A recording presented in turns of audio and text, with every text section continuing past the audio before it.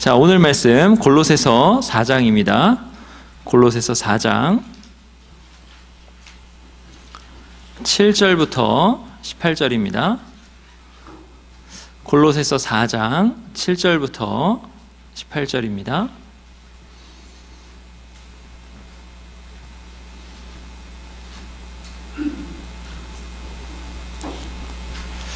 두기고가 내 사정을 다 너희에게 알려주리니 그는 사랑받는 형제요 신실한 일꾼이요 주 안에서 함께 종이 된 자니라. 내가 그를 특별히 너희에게 보내는 것은 너희로 우리 사정을 알게 하고 너희 마음을 위로하게 하려 함이라. 신실하고 사랑을 받는 형제 오네시모를 함께 보내노니 그는 너희에게서 온 사람이라. 그들이 여기 일을 다 너희에게 알려주리라. 나와 함께 갇힌 아리스다고와 바나바의 생질 마가와 이 마가에 대하여 너희가 명을 받았음에 그가 이르거든 영접하라.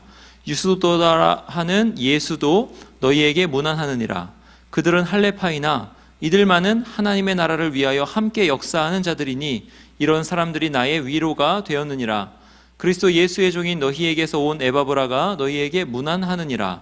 그가 항상 너희를 위하여 애써 기도하여 너희로 하나님의 모든 뜻 가운데서 완전하고 확신 있게 서기를 구하나니 그가 너희와 라오디게아에 있는 자들과 히에라볼리에 있는 자들을 위하여 많이 수고하는 것을 내가 증언하노라. 사랑을 받는 의사 누가와 또 데마가 너희에게 문안하느니라. 라오디게아에 있는 형제들과 눈바와 그 여자의 집에 있는 교회에 문안하고 이 편지를 너희에게서 읽은 후에 라오디게아인의 교회에서도 읽게 하고 또 라오디게아에서로부터 오는 편지를 너희도 읽으라. 아키뽀에게 이르기를 주 안에서 받은 직분을 삼가 이루라고 하라. 나 바울은 친필로 문안하노니 내가 매인 것을 생각하라. 은혜가 너희에게 있을지어다. 아멘. 방금도 많은 은혜 받았죠. 네, 수련회 때도 많은 은혜 받으신 줄 믿습니다. 들으신 대로 수련회 때 말씀 들으신 대로 오늘도 하나님의 사랑 안에서 살고 있음을 깊이 생각하시기 바랍니다. 오늘은 골로새서 마지막 시간이에요. 근데 마지막이 안 될 것 같아요. 제가 중간에 끊겠습니다. 길어서 그래서 다음 주까지 혹시 볼 수 있으면 보겠습니다. 우리는 이제 골로새서를 1장 1절부터 연속적으로 살펴보고 있어요. 우리가 왜 골로새서를 살펴보기 시작했죠? 왜 골로새서를 기억하세요? 골로새서를 우리가 살펴보기 시작한 이유는 우리가 요한계시록을 살펴보면서 뭔가를 깨달았기 때문이지요. 요한계시록에서 무엇을 깨달았죠? 계시록에 보면은 너희가 박해를 당해도 믿음을 지켜라. 그리스도를 증언하는 데 있어서 물러서지 마라. 이렇게 말씀한다는 거죠. 그리스도를 증언하면 핍박과 박해를 당하고 급기야 죽을 수도 있는데 그래도 그리스도를 증언하는 길에서 물러서지 마라. 이렇게 요한계시록에서 계속 말씀한다는 것입니다. 이 말씀에서 그리스도의 증인에 대해서 박해를 받으라고 하는데 정작 우리를 돌아보니까 박해받는 것까지는 진짜 모르겠는 거죠. 그리고 도대체 그리스도의 증인이 되는 것이 어떤 것인가? 이걸 모르는 거예요. 증인이 되려면 그리스도가 우리에게 어떤 분이신가? 이게 확고하게 서 있어야 되는데 그렇게 서 있지 못한 것을 발견하는 거예요. 그리스도가 우리에게 어떤 분인가, 어떤 의미인가, 이것이 우리에게 확고하지 않다라는 것을 깨달은 거죠. 그래서 우리는 골로새서를 살펴보기 시작한 것입니다. 왜요? 골로새서의 주제가 바로 그리스도가 믿는 자에게는 어떤 분인가, 그리스도를 증언해야 되는데 그리스도가 어떤 분인지 알아야 되잖아요. 그리스도가 어떤 분인가, 그리고 그리스도가 나의 삶에 어떤 의미인가, 그리고 나는 그리스도를 믿는 자로서 어떻게 살아야 되는가, 이것을 살펴보려고 골로새서를 우리가 시작해서 지금까지 설교를 들은 것입니다. 그리스도가 우리 믿는 자에게 어떤 분인가, 그리고 우리는 그리스도 안에서 어떤 신분을 가졌는가, 우리는 그리스도를 믿는 사람으로서 어떻게 살아야 되는가, 이것을 14번의 설교를 우리 쫙 살펴보았어요. 그러니까 이제 이 주제들을 잘 생각해 보시고 혹시 생각나지 않으면 유튜브를 다시 돌려보시면서 영상이 다 올라가 있어요. 14번이 다 올라가 있으니까 시간 날 때마다 다시 들어보시기 바랍니다. 지난 시간에 우리는 복종 복종의 의미에 대해서 살펴보았죠. 왜 복종을 다시 살펴보았는가? 왜 복종을 살펴보았는가 하면 이게 하나님께서 이 땅을 만드신 원리, 이 땅을 섭리해 가시고 이 땅을 다스려 가시는 원리이기 때문입니다. 그리고 우리가 복종하는 이유는 그리스도께서 그 하나님의 질서에 복종하셔서 복종하셨기 때문에 그리스도의 복종을 본받기 위함으로 우리가 복종하는 거죠. 복종하려고. 그리스도께서 삼위 하나님의 질서 안에서 온전히 복종하셨습니다. 그렇게 구원을 이루셨죠. 그리고 무한한 선을 이루셨습니다. 그래서 우리가 처해 있는 환경에서 그리스도처럼 그 질서에 복종하고 하나님께 복종해야 된다, 그렇게 말씀드렸어요. 그러기 위해서는 뭐가 중요하다고 했습니까? 바로 기도가 중요하다고 했어요. 기도가 정말 필요하다고 했습니다. 우리가 사는 질서 가운데 하나님을 대적하는 악한 것들이 들어와 있기 때문에 그 악한 것들을 분별하면서 하나님께 복종하면서 질서에 복종하는 것은 우리의 능력으로는 안 된다. 성령 하나님의 능력으로, 신적인 능력이 아니고서는 안 된다라고 말씀드렸죠. 그래서 기도해야 된다, 이렇게 말씀드렸습니다. 여러분, 예수님께서요 로마를 뒤집으실 수 없으셨을까요? 로마를 예수님이 뒤엎으실 수 있으셨어요. 근데 그렇게 할 수 있으셨음에도 불구하고 그렇게 하지 않으시고 오히려 로마의 권력 아래서 십자가를 지시고 죽으셨다는 거죠. 그런데 이게 생각해 보세요. 언뜻 보기에 로마는 악한 정치 세력이잖아요. 그 로마의 압제 때문에 하나님의 백성인 유대인들이 고통당하는 것처럼 보이는 거죠. 그래서 그러면 이제 결론은 뭐예요? 로마는 무너뜨려야 될 질서처럼 보이는 거예요. 그래서 예수님께서 십자가에 달려서 로마 군병들에게 잡혀가지고 십자가에 달려서 죽는 것이 하나님께 복종하는 것처럼은 잘 여겨지지 않는 겁니다. 그래서 당시 유대인들이, 수많은 군중들이 예수님을 많이 따라다녔는데도 불구하고 나중에 예수님이 로마 군병에 잡히는 걸 보고 나서는 어떻게 하는 거예요? 돌변하는 거예요. 십자가에 못 박으라 하는 거죠. 저런 메시아는 필요 없다라는 거예요. 이들의 생각에 그것은 하나님께 복종하는 게 아니야, 이렇게 되는 거죠. 이들 생각에 하나님께 복종하는 건 뭐예요? 로마를 뒤엎어서 자기들에게 정치적 독립을 가져오는 게 하나님께 복종하는 거다, 이렇게 생각했던 거죠. 하나님께 복종하는 것이 로마 군병에게 잡혀서 십자가에 달려 죽는 것이라고 전혀 생각하지 못하였기 때문이죠. 그런데 우리 주님은 어떻게 하셨어요? 수많은 눈물과 탄식과 기도로, 땀이 피가 되어서 흐를 정도로 힘써서 애써서 기도하심으로 하나님의 그 뜻에 복종하셨다는 거죠. 어떤 하나님의 뜻이요? 바로 로마라는 질서 안에서, 바로 그 사형집행이 불의한 로마의 재판정에서 억울하게 누명을 쓴 것이라 할지라도 유죄 판정을 받아서 십자가에 달려서 죽으시는 게 하나님의 뜻이었어요. 그런데 이 십자가는 어떤 의미였습니까? 세상의 모든 죄에 대한 하나님의 진노를 담당하시는 의미였죠. 주님은 그것을 아시고 하나님께 온전히 복종하셨습니다. 근데 그렇게 복종하실 때 주님께서 어떻게 하셨다고요? 아주 힘써서 애써서 기도하셨다고요. 그렇게 복종하는, 그래서 우리가 복종한다라고 했을 때는 기도가 정말 중요합니다. 계속 기도하는 게 중요해요. 어떤 일이 일어나도 기도하는 게 중요합니다. 근데 이제 우리가 그렇게 기도할 때 기도 제목이 우리가 생각하는 것과는 좀 다르다라는 것을 기억해야 돼요.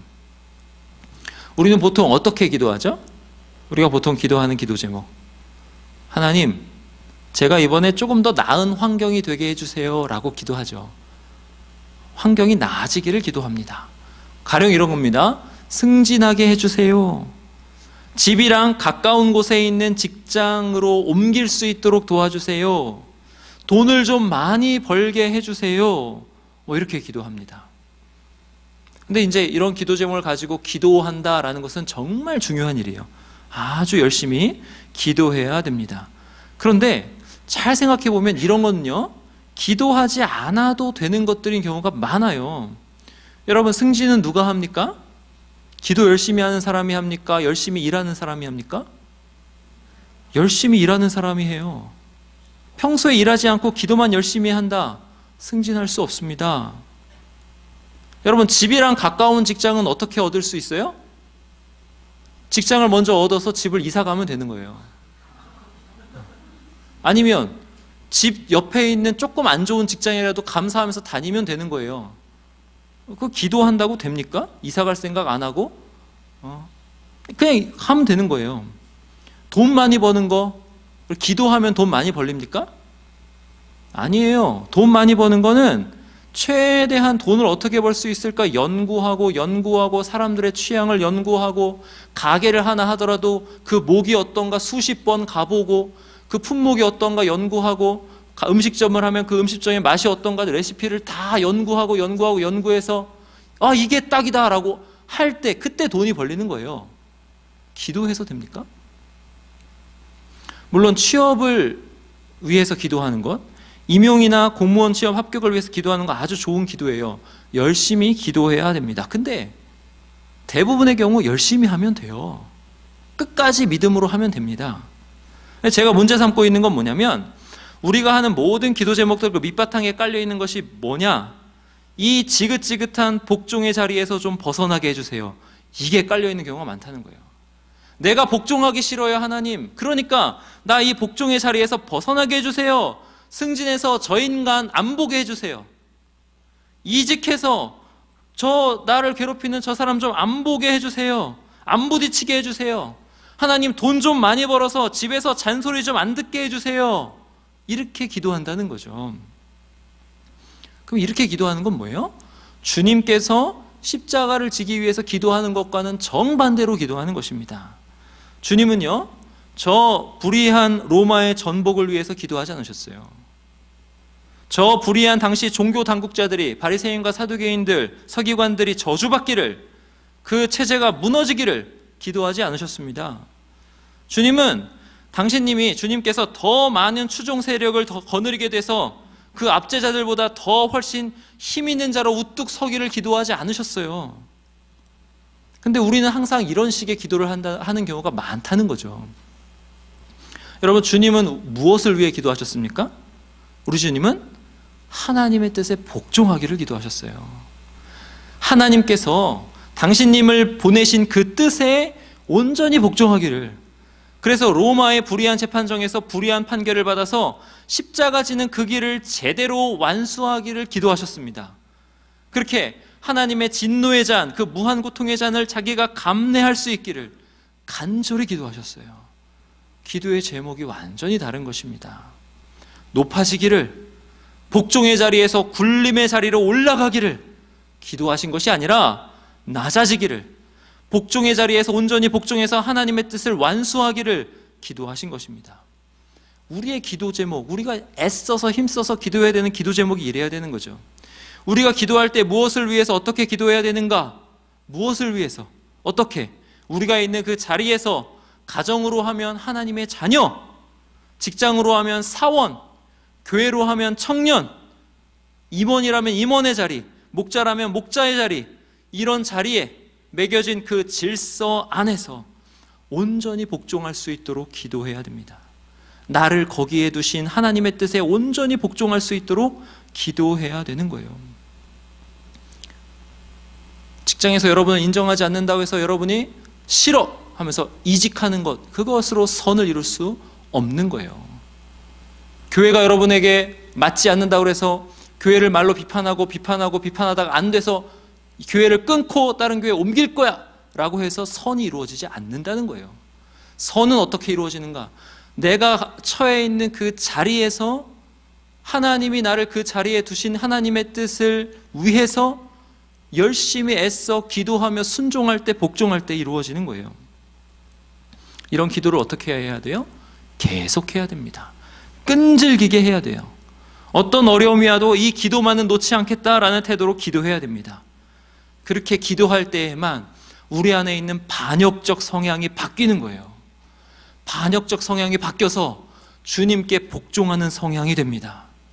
그런데 여러분, 이 반역적 성향이 복종하는 성향으로 바뀌는 게 쉬워요?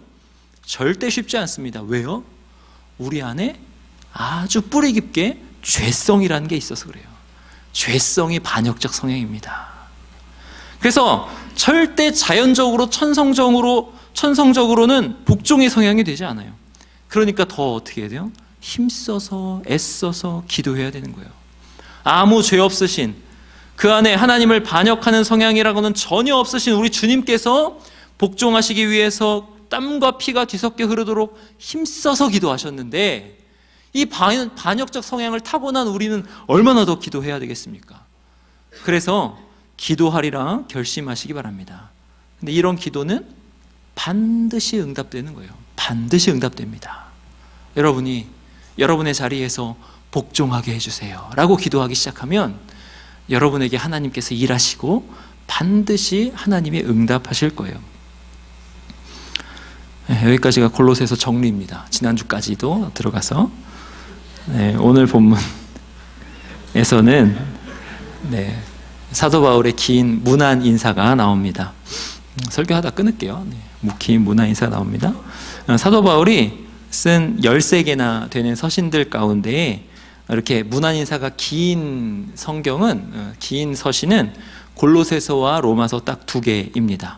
바울이 이렇게 문안 인사를 길게 하는 이유는 골로새 교회랑 로마 교회가 사도 바울이 직접 세운 교회가 아니기 때문에 그래요.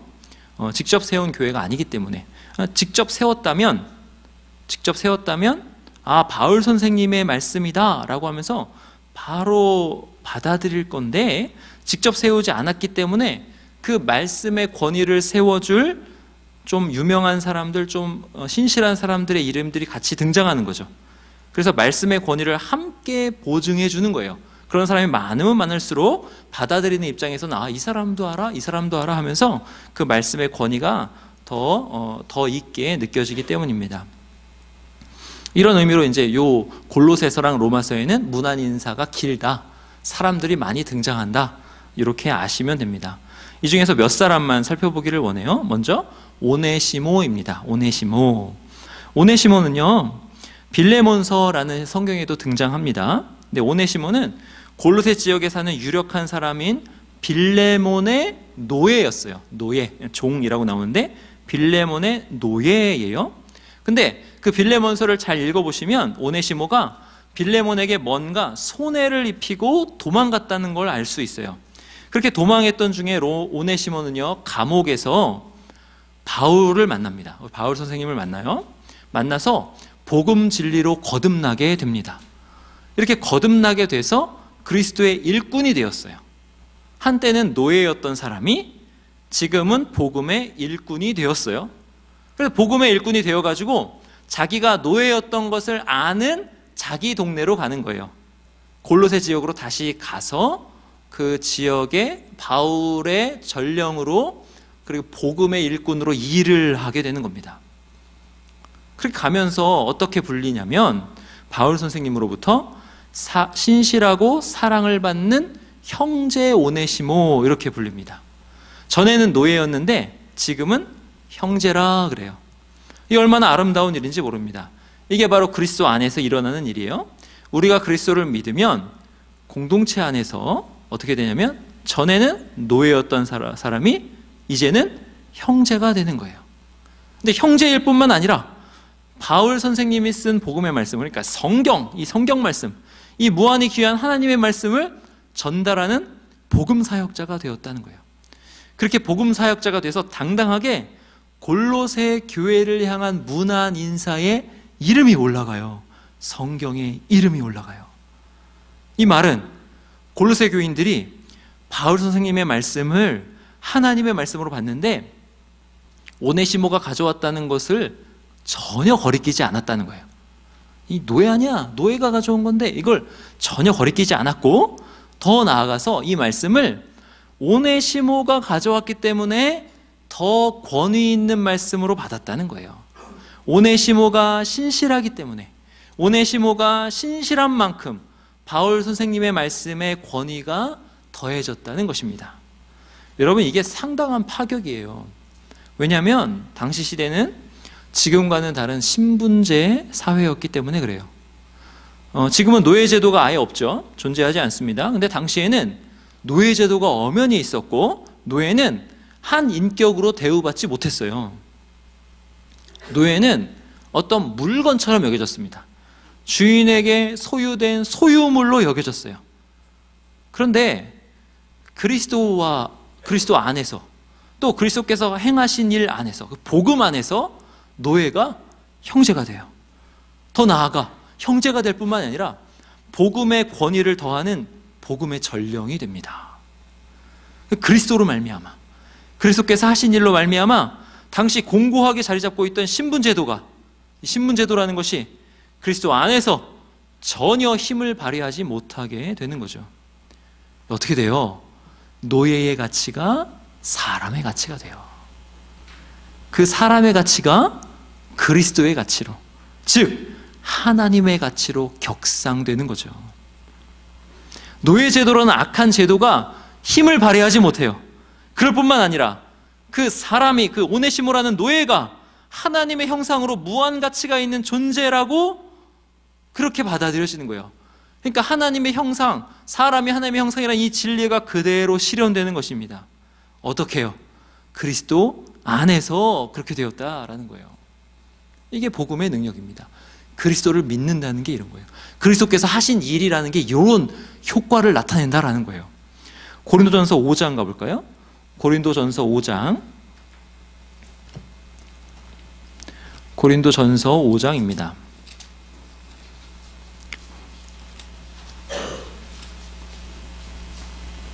제가 목소리가 좀 큰가 봐요. 고린도전서 5장이 아니라 고린도후서 5장입니다.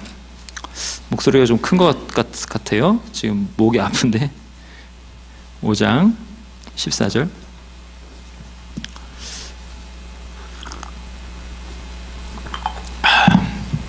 자, 고린도전서 5장 14절. 그리스도의 사랑이 우리를 강권하시는도다. 우리가 생각하건대 한 사람이 모든 사람을 대신하여 죽었은즉 모든 사람이 죽은 것이라. 그가 모든 사람을 대신하여 죽으심은 살아있는 자들로 하여금 다시는 그들 자신을 위하여 살지 않고 오직 그들을 대신하여 죽었다가 다시 살아나신 이를 위하여 살게 하려 하심이라. 그러므로 우리가 이제부터는 어떤 사람도 육신을 따라 알지 아니하노라. 비록 우리가 그리스도도 육신을 따라 알았으나 이제부터는 그같이 알지 아니하노라.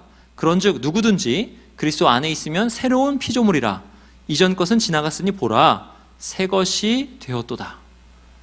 골로새서 말씀 앞에를 잠깐 더 복습할게요.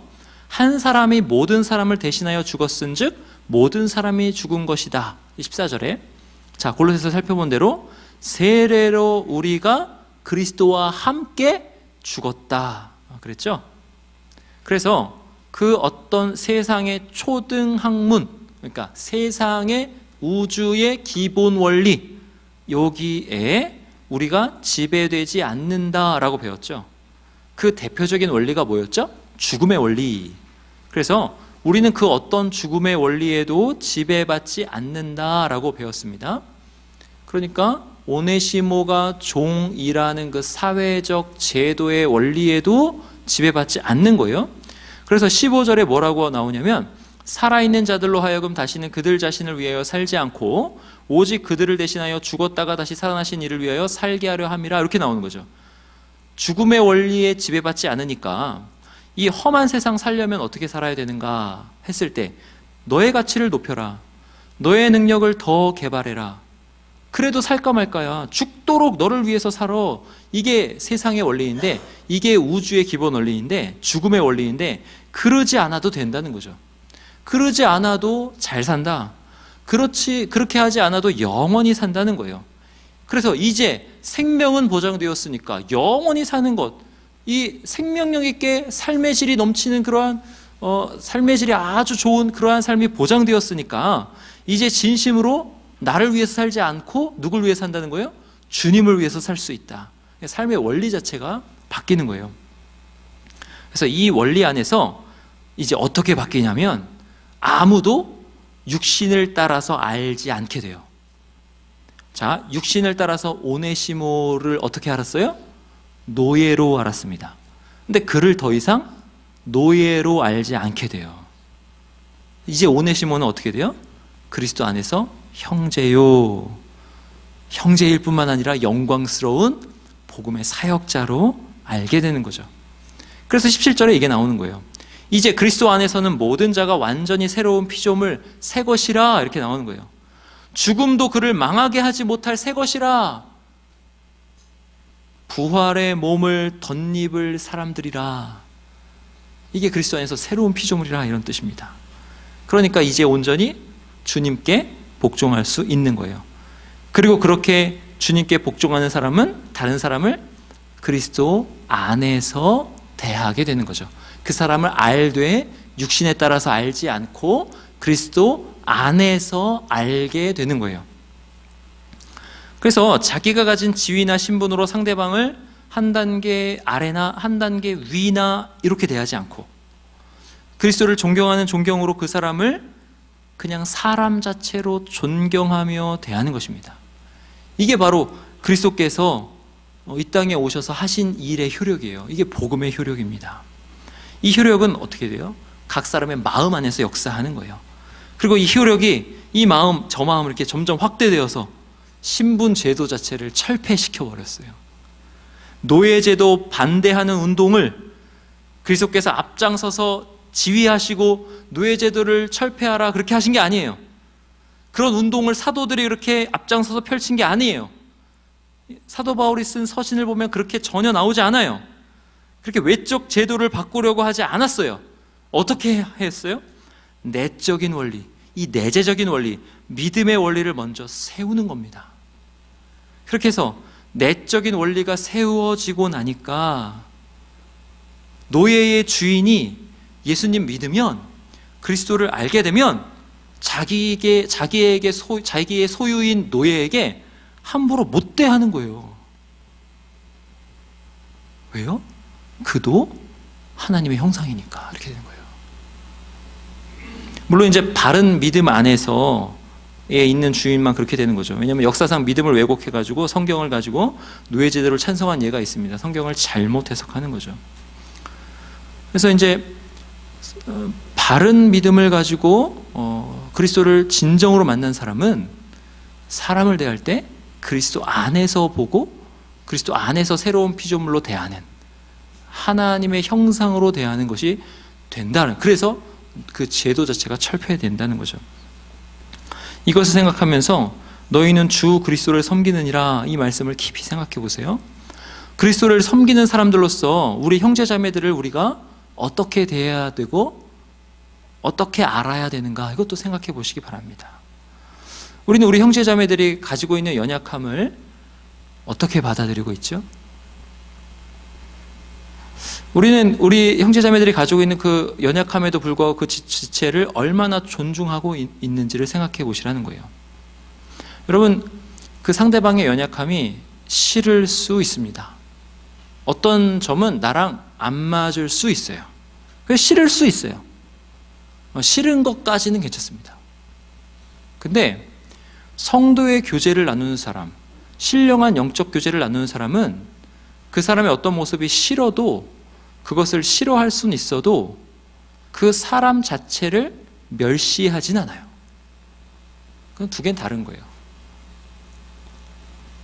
싫은 건 싫은 거고 그 사람 자체는 정말 귀한 나의 지체라. 안 맞은 건 싫은 건 어쩔 수가 없어요. 싫은 건 싫은 거예요. 근데 그 싫은 걸로 그 사람을 멸시해서 판단해서 그런 식으로 그 사람을 알지 않는다라는 거죠. 여러분 한번 잘 생각해 보세요. 이 지체 안에 연약함을 받아들이기 어려운 지체, 싫은 지체, 그 사람을 내가 육신을 따라 알고 있는가, 아니면 그리스도 안에서 그 사람을 알고 있는가.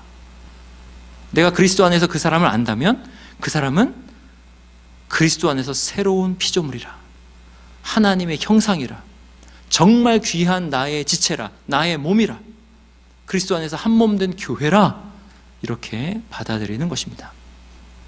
이게 이제 오네시모를 통해서 알아본 것입니다. 두 번째, 세 번째, 네 번째 있는데 안 하겠습니다. 여기까지를 잘 생각해 보시면서 여러분 안에 기도 제목을 좀 바꾸시기 바랍니다. 여러분의 기도 제목을 좀 바꾸세요. 여러분이 어떤 사람을 대할 때 이 초대교회의 저력, 자기 중에 노예로 알려진 그 사람을 대하는 저력, 그 사람을 얼마나 존중하고 존경하며 대하는지를 생각해 보시고, 내가 우리 지체 안에서 하나님께 복종하는 것이 무엇인가? 저 사람이 어떻게 왜 이 교회에 와서 나에게 몸된 지체가 되었는가를 생각해 보시고, 그 사람의 싫은 점까지라도 예수 그리스도 안에서 어떻게 복종할 수 있을까? 어떻게 그 사람을 존중할 수 있을까? 생각하시면서 그것을 위해서 기도하시는 저와 여러분 되시기 바랍니다. 기도하시겠습니다. 우리 시간 좀 함께 기도하실 때